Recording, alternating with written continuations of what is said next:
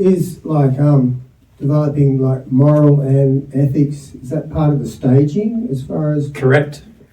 to get to truth? Yes, because remember I said love is a very important aspect of how you learn. And morals and ethics are all connected to love, and morals is all connected to laws and truth. Yep. So morals and ethics are a very, very important part of your learning process. Unfortunately, you look at your school training, you weren't taught them. In fact, no ethics. And no ethics, and also no morals taught at school, generally speaking. And the problem with that is that the average school on earth believes that if you teach morals and ethics, then you're teaching them religious concepts. But actually, from God's perspective, they are mathematical concepts, not religious concepts. Yeah, right. There's a certain things you can do, and that's going to result in certain effects that you have because of what you did. And if you do the things that are more loving, the results will be positive, and you do the things that are less loving, the results will be negative. There's a feedback system with regard to truth. If you live in harmony with the truth, it will bring you positive outcomes. And if you live in disharmony with the truth, it'll bring you negative outcomes. There's a truth about love. So you could also say, if I live in harmony with love, there will be positive outcomes. And if I live in disharmony with love, there will be negative outcomes. And so fundamentally, if I live in disharmony with humility, faith, love, or truth, there are going to be negative outcomes. Right? But if I live in harmony with them, I will only experience positive outcomes. So very important to understand that my understanding, as I was saying to Eloisa earlier, is not just in my mind about these matters.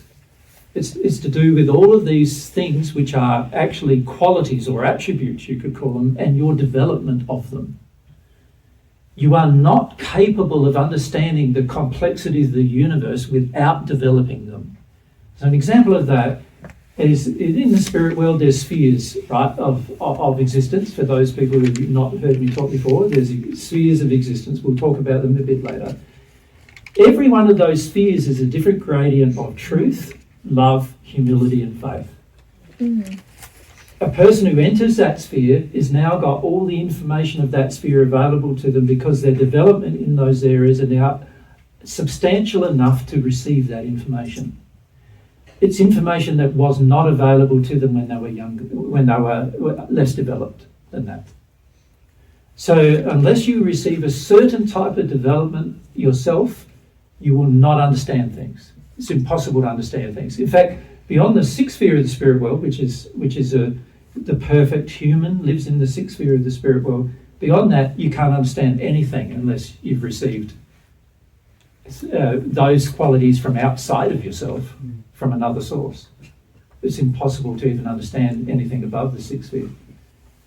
So very important to understand how you grow, and that's what I would like to talk about. After we've talked about human life and life after death, I'd like to talk about how you develop, how you grow, because that's another question in itself in terms of what goes on there. But in terms of, for the purpose of this discussion coming up, you can see you're going to have to use your mind, you're going to have to use your senses, you're going to have to use your emotions, you're going to have to look at your beliefs, you're going to have to experiment, you're going to have to get educated and use all sorts of education as available to you, where you might have to read, you might have to listen to people talk and so forth in order to discover these truths. And that all makes logical sense, doesn't it, if you think about it? Very important that this desire for truth is developed. Unless you want to do all of those things I just mentioned, you will not get the truth inside of yourself. You will not have it. Unless you put some effort into it, you will not have it. Right? Thanks, sis.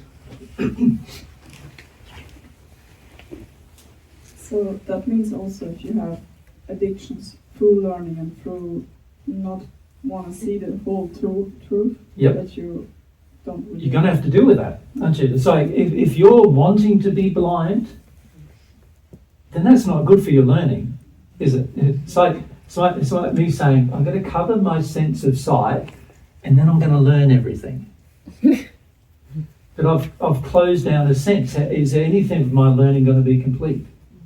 Of course it cannot be. I need to use my senses properly, and that means every sense I have.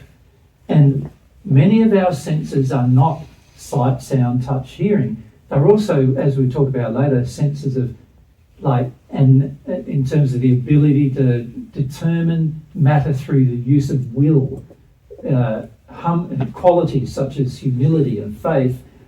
These are all required in our learning. And if you don't develop them, you just won't learn. You just won't.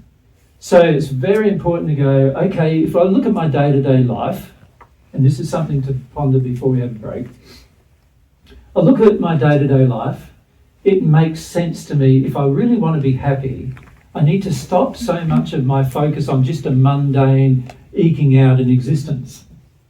I do need to eke out an existence. I do need to eat, and I do need to sleep, and I do need to have a covering over my head, and I do, in terms of, protection from the elements, and I do need water, and there's some fundamental things I need, right? But beyond those things that are necessary for me to just be alive, I don't need any more than that if I want to learn truth. I just need to have the fundamentals of being alive and then have a desire to learn truth in every aspect I can, right? That's what I need. So, having millions of dollars, that's not going to help me. Being wealthy is not going to help me. In fact, in many cases, it can hinder me. None of that's going to help me. What's going to help me is my focus on learning. That's what's going to help me. And the question then becomes, well, we're going to have a discussion in a minute about how the human is designed and everything. But do I want to learn it? And partly the reason why most people on earth don't really want to learn it is because they don't understand the advantages of learning it. But like anything, like I've said earlier, anything you learn will be to your advantage. And not only to your advantage now, it'll be to your permanent advantage.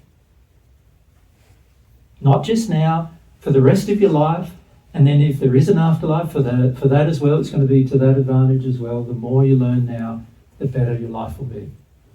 So my focus has been on becoming a proper student. Does that make sense? Just learning how to be a good student. Has been sort of the whole focus of my whole life, pretty much. I've learnt to become a student because I realised by being a student, I'm soaking up more knowledge. I never view myself as an expert because there's always more to learn, always more to know. Understand? There are certain things I do know that many people I realise and have met don't know, but in terms of what there is to know, I only know an infinitesimally small amount. Yep. And so one of the thrills of life, you've got to learn this about life. One of the thrills of life is learning. And I don't just mean learning in my mind. I mean learning how feelings feel, learning how sexual feelings feel, learning how beliefs are formed, learning the substantial things of life. That's the thing that's worth learning, right? Then there's fascinating things, isn't there? Materials and other things that you see in the universe. Learning about them is fascinating too, but not as fascinating as the things that are going to benefit me in my life the most, which are the things that are going to bring me happiness as early as I could possibly expect to have it. Right? That's the thing that I'm going to benefit the most. So become students. Permanent students. Stop thinking that you just go to university, 4 years later, you're good. Now I can get on with the rest of my life. The rest of my life is the learning. That's the joy of the life. The rest of it is the learning. So focus on the learning. And it'll bring you joy. You'll be able to apply it, put it into practice, and as a result have all these benefits that you wouldn't have had if you didn't learn. Yeah. So that's my recommendation. So the next presentation, which is about the human, well, one of the most important things for you to learn about is yourself. You understand? Yeah. It's one of the most important things for you to understand. Like, how do you get the best out of this person you are? How do you get the best out of it? What's going to bring it joy? What's going to bring it life? What's going to bring it future? What's going to bring it happiness? You know, that's a very important thing to learn about. To my mind, if I could rewrite all the curriculums on earth, my first thing that I'd be learning about is God. The next thing I'd be learning about is the human. Mm. You know, how the human works and how it functions and parts of the human and all this stuff, you know. That's what I'd be focusing my attention on. Now, in that, there are some things I'm going to have to understand about rudimentary things such as maths and science and language and other things like that, which is part of learning about the human and how the human learns. Right, so I need to learn that too. But if you have that focus, you can have an everlastingly joyous future by learning. So when you're just focused on day-to-day mundane, not learning, your life will become mundane. That's what will happen. So you'll have some fascination for learning.